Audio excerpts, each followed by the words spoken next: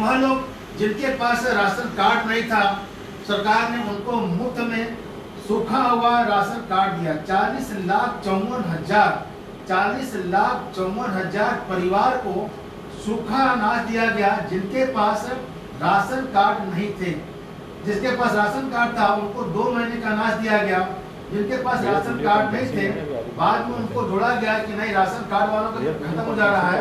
तो ऐसे 40,54,000 परिवार को राशन किट बांटा गया।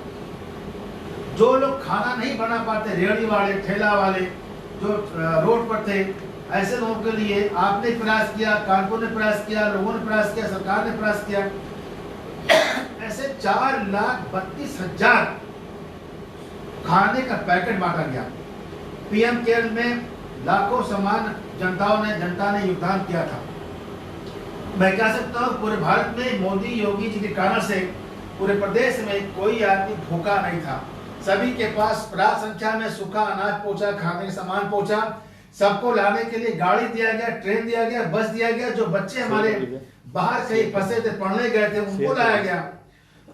उनको लाते हुए इस पूरे कोरोना के इस प्रकोप को सरकार ने न किसी को भूखे रहने दिया, न किसी को सड़क पर रहने दिया। सबकी सुरक्षा, सबके स्वास्थ्य का प्रयास किया, जो पूरे भारत में ऐतिहासिक है।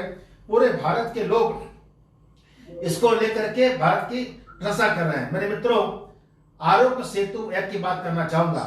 आरोग्य सेतु ऐप आप जानते हैं कि अगर आप लोगों ने अपने मोबाइल में डाउनलोड किया होगा तो उससे क्या होता है कि यहाँ जो बैठे लोग हैं, अगर आपके आसपास से कोई आदमी संक्रमित होकर के निकल रहा है या संक्रमित हो जाएगा तो आपको अलर्ट करता है कि भाई कानपुर नगर में फला मोहल्ले में मैं गया था, वहां से उस व्यक्ति के सामने से गुजरा था, वह व्यक्ति को कोरोना पॉजिटिव हो गया है। तो आपके मोबाइल पर ग्रीन लाइट जला करके आपको अलर्ट करता है।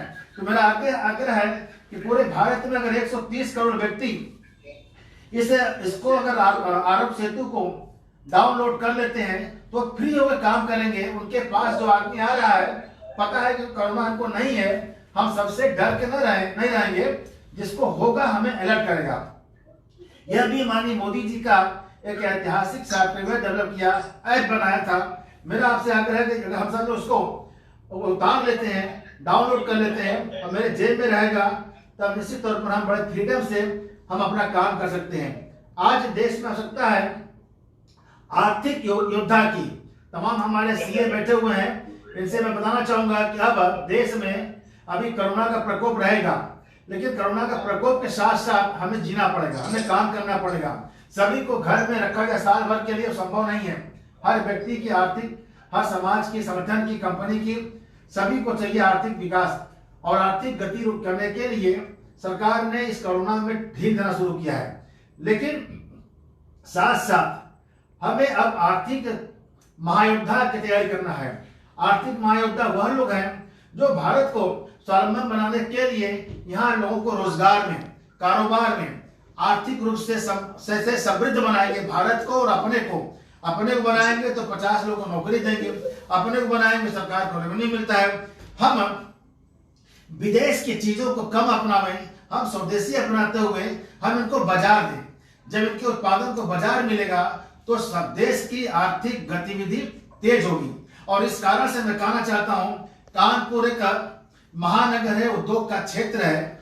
अब सबकी निगाहें आर्थिक योद्धाओं पर है। आर्थिक योद्धा वह हैं जो अब तेजी से अपने कारोबार को आगे ले जाएं। पूरे विश्व में इतिहास है, जहां जहां इस कोरोना में प्रकोप था वहां के अधिकांश देश में ने जनता पर एक्स्ट्रा रेवेन्यू यानी टैक्स लगा दिए और उस टैक्स से इसका लड़ाई को लड़ रहे हैं। लेकिन भारत में इस पूरे कोरोना में ऐतिहासिक कार्य करने के बावजूद किसी प्रकार के टैक्स नहीं लादी जा रही है।